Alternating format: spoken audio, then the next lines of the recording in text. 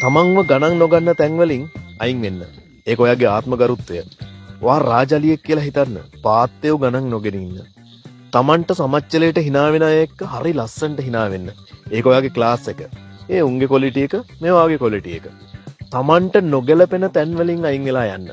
මොකද පාත්තේව එක කොහොමත් රාජලි රංචු ගහන එක එච්චර ගැලපෙන්නේ නැහැ. තමන්ව වටන්න හදන තැන්වල ශක්තිමත්ව හිට ගන්න. ඒ වගේ අදිෂ්ඨානය ඔයාව වට්ටපු තැන්වලම තමයි පැලවෙන්නත් ඕනි. ඔයා දිනන්න ඕනි ඔයා පරාද වෙලා බිම වැටුණු භූමියේම තමයි. ඒක හරියට ව්‍යාග්‍රයවගේ ටෙරිටරි එකේම පරද්දනවා වගේ වැඩක්. වටේ උඩුබුරන නරිප්පඩයෝ සතත් පහකට ෆෝම් නොකර ඉන්න. පොඩි පොඩි සත්තු බෙරිහන් තල තල කෑ ගැහුවට ලොකු ලොකු සත්තු සතේකට ඒව ගණන් ගන්න නෑ කියලා දැනගෙන ජීවත් වෙන්න. අපි දෙන්න දවසක හවසක කොෆි එකකට හම්බෙමු. හැබැයි දිනුම් කනුව ළඟදී. good luck.